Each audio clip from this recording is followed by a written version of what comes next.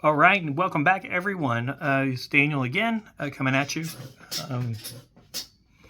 doing some Bible reading. And right now it is December 23rd of 2025. We're getting closer to the big day, and so I hope everybody's spirits are high and everybody's having good times. Hopefully they have somebody to spend the holiday with, no matter what you celebrate. Nobody should be alone during the holidays. Those can be depressing times. But what I'm doing is I'm in Exodus 9:23, so I'm starting at, well, actually chapter 10. I'm starting at the top, and then I'm going to work my way down. And then when we get to stuff, we'll talk about it, discuss it, and go from there. But thank you for whoever's here. Thank you for joining me, and I hope everything's like it should be for you. And so last time, Moses was trying to talk to the Pharaoh about letting his people go, but the Pharaoh was like, no, I'm not going to do that. Even though all those plagues that he brought upon the Pharaoh and the people of Egypt, and he still was like, no. But he kept saying, okay, yeah, I'll do it, and then he always went back on his word. That's no good. So we're going to start here at 10 and then work our way down. And the Lord said unto Moses, Get into Pharaoh, go in unto Pharaoh, for I have hardened his heart and his heart of his servants, that I might shew thee my signs before him, and that thou mayest tell in the ears of thy son and of thy son's son what things I have wrought in Egypt, and my signs which I have done among them, and ye may know how that I am the Lord. And Moses and Aaron came unto Pharaoh, and said unto him, Thus saith the Lord God of Hebrews, How long wilt thou refuse to humble thyself before me? Let my people go, that they may serve me. Else, if thou refuse to let my people go, behold, tomorrow I will bring the locusts into thy coasts. And I don't know if you know anything about locusts. They just eat everything. They don't discern, and there's so many it darkens the skies whenever they come out. There's so many, and they hibernate underground, and they grow their numbers underground. They're quite big pests. They make a lot of noise too. And they shall cover the face of the earth, that one cannot be able to see the earth, and they shall eat the residue of that which is escaped, which remaineth unto you from the hail, that shall eat every tree which groweth for you out of the field. And they shall fill thy houses, and the house of all thy servants, and the houses of all the Egyptians, which neither thy fathers nor thy fathers' fathers have seen, since the day that they were upon the earth unto this day. And he turned himself and went out from Pharaoh. And Pharaoh's servants said unto him, How long shall this man be a snare unto us? Let the men go, that they may serve the Lord their God. Knowest thou not yet that Egypt is destroyed? And Moses and Aaron were brought again unto Pharaoh, and he said unto them, Go serve the Lord your God, but who are they that shall go? Oh, maybe he's kind of like coming to his senses finally. It's like it didn't have to be this much. Didn't have to be all like this. He gave them warning, plenty of warning first. But now we're to this point. It's like he messed around and found out. And Moses said, We will go with our young and with our old, with our old, with our sons and with our daughters, with our flocks and with our herds we will go, for we must hold a feast unto the Lord. And he said unto them, Let the Lord be so with you, as I will let you go, and your little ones look to it, for evil is before you. Not so. Go now, ye are the men that are men, and serve the Lord, for that ye did desire, and they were driven out from Pharaoh's presence. And the Lord said unto Moses, Stretch out thy hand over the land of Egypt for the locusts, that they may come upon the land of Egypt, and eat every herb of the land, even all that the hail hath left. And Moses stretched forth his rod over the land of Egypt, and the Lord brought an east wind upon the land all that day. And in the night, when it was morning, the east wind brought the locusts. So he's like, the men can go, but everybody else got to stay. But it's not what the Lord and Moses wanted. He wanted the people, all of the people, not just the men. And the locusts went up over the land of Egypt and rested in all the coast of Egypt. Very grievous were they. Before them there were no such locusts as they, neither after them shall be such. For they covered the face of the whole earth, so that the land was darkened. And they did eat every herb of the land, and all the fruit of the trees which the hail had left. And there remained not a green thing in the trees, or in the herbs of the field, through all of the land of Egypt. The Pharaoh called Moses and Aaron in haste, and he said, I have sinned against the Lord your God and against you. Now therefore forgive, I pray thee, my sin only this once, and I will entreat the Lord your God, that he may take away me from this death only. And he went out from Pharaoh and entreated the Lord. And the Lord turned a mighty strong west wind, which took away the locusts, and cast them into the Red Sea. There remained not one locust in all the coast of Egypt. But the Lord hardened Pharaoh's heart, so that he would not let the children of Israel go. And the Lord said unto Moses, Stretch out thine hand towards heaven, and there may be a darkness over the land of Egypt, even a darkness which may be felt. And Moses stretched forth his hand towards heaven, and there was a thick darkness in all the land of Egypt 3 days. They saw not one another, neither rose from his place for 3 days. But all the children of Israel had light in their dwellings. And Pharaoh called unto Moses and said, Go ye, serve the Lord. Only let your flocks and your herds be stayed. Let your little ones also go with you. And Moses said, Thou must give us also sacrifices and burnt offerings, that we may sacrifice unto the Lord our God. Our cattle also shall go with us. There shall not be a hoof be left behind, for thereof must we take to serve the Lord our God. And we know not with what we must serve the Lord until we come thither. But the Lord hardens Pharaoh's heart, and he would not let them go. And Pharaoh said unto him, Get thee from me, take heed to thyself. See my face no more, for in that day thou seest my face, thou shalt die. And Moses said, Thou hast spoken well. I will see thy face again no more. Oh man, this is not going to be good. This isn't going to be good. And the Lord said unto Moses, Yet will I bring one plague more upon Pharaoh.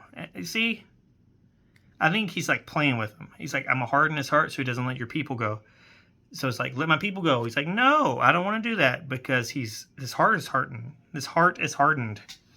So I see it like this is setting something up for something more grand, not just what we're seeing in this part of the Bible.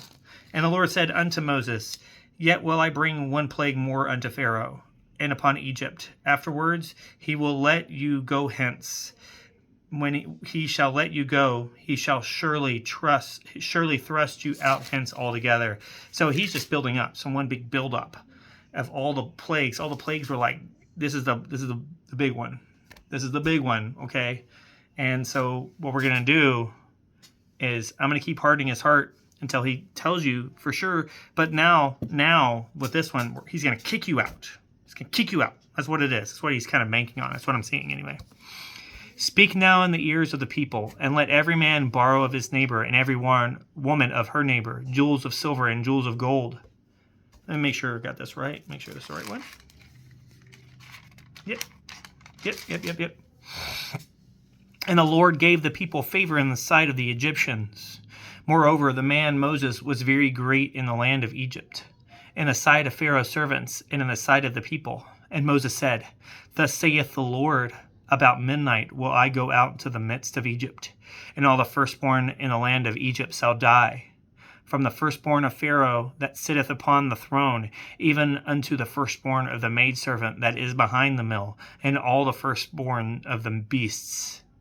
And there shall be a great cry throughout all the land of Egypt, such as there was none like it, nor shall be like it any more. But against any of the children of Israel shall not a dog move his tongue, against man or beast, that ye may know how the Lord doth put a difference between Egyptians and Israel. And all these thy servants shall come down unto me, and bow down themselves unto me, saying, Get thee out, and all the people that follow thee, and after that I will go out. And he went out from Pharaoh in a great anger. And the Lord said unto Moses, Pharaoh shall not hearken unto you, that my wonders may be multiplied in the land of Egypt. And Moses and Aaron did all these wonders before Pharaoh, and the land hardened Pharaoh's heart. Lord hardened Pharaoh's heart, so that he would not let the children of Israel go out of his land. So was he doing it on purpose? Was he like making him to where he was a jerk for a reason?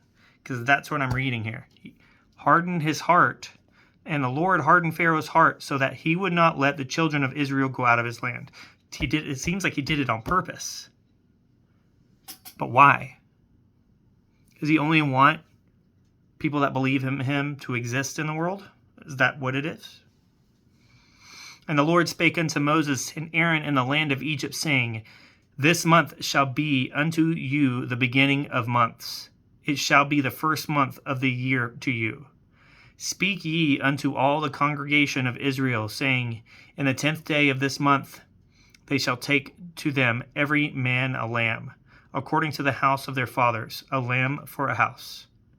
And if the household be too little for the lamb, let him and his neighbor next unto his house take it according to the number of the souls. Every man according to his eating shall make your count for the lamb. Your lamb shall be without blemish, a male for the first year. Ye shall take it out from the sheep or from the goats, and ye shall keep it until the 14th day of the same month. And the whole assembly of the congregation of Israel shall kill it in the evening. So 4 days, from the 10th to the 14th. And they shall take the blood and strike it on these 2 side posts and on the upper doorposts of the houses, wherein they shall eat it. And they shall eat the flesh in that night, roast it with fire, and unleavened bread, and with bitter herbs they shall eat it. Eat not of it raw, nor sodden at all with water, but roast with fire, and his head with his legs, and with the purtenance thereof. And ye shall let nothing of it remain until morning, and that which remaineth of it until the morning ye shall burn with fire. And thus ye shall eat it, with your loins girded, your shoes on your feet, and your staff in your hand, and ye shall eat it in haste. It is the Lord's Passover. For I will pass through the land of Egypt this night, and I will smite the firstborn in the land of Egypt, both man and beast. And against the gods of Egypt will I execute judgment. I am the Lord. I see what it is. I am the only one. He wants to be the only God, and he is willing to do whatever it takes to let everybody know that he is the only one. And maybe it's partly because Pharaoh, the Egyptians were like polytheistic, not monotheistic. So maybe that's what it was. Maybe that's part of it. That and mixed with the Pharaoh being a jerk and not letting his people go. You know, that may have something to do with it too. And the blood shall be to you for a token upon the houses where you are, and thou shalt see the blood, and I will pass over you, and the plague shall not be upon you to destroy you, when I smite the land of Egypt. So it's like, put this blood here on your door, and then if I see the blood on the door, then everybody's good. If not, then the firstborn's going to die. And this day shall be unto you for a memorial, and ye shall keep it a feast to the Lord throughout your generations. Ye shall keep it a feast by ordinance forever. 7 days shall ye eat unleavened bread. Even the first day shall ye put away leaven out of your houses. For whosoever eateth leavened bread from the first day until the 7th day, that soul shall be cut from Israel. And the first day there shall be a holy convocation. Convocation. That's what it is. And the 7th day there shall be a holy convocation to you, no matter of the work that shall be done in them, save that which every man must eat, that only may be done for you. So I'm saying, what I'm saying is, first and the 7th, and then you can eat. It's only like a week during Passover. You can't. It's like the 1st and the 7th day. That's what I'm saying. And ye shall observe the feast of unleavened bread. For in this selfsame day I have brought your armies out of the land of Egypt. Therefore shall you observe this day in your generations by the ordinance forever. In the 1st month, on the 14th day of the month, at even, ye shall eat unleavened bread, until the 1 and the 12th day of the months at even. 7 days shall there be no leaven found in your houses. For whosoever eateth that which is leavened, even that soul shall be cut off from the congregation of Israel, whether he be stranger or born in the land. Ye shall eat nothing leavened. In all of your habitations shall ye eat unleavened bread. So he was really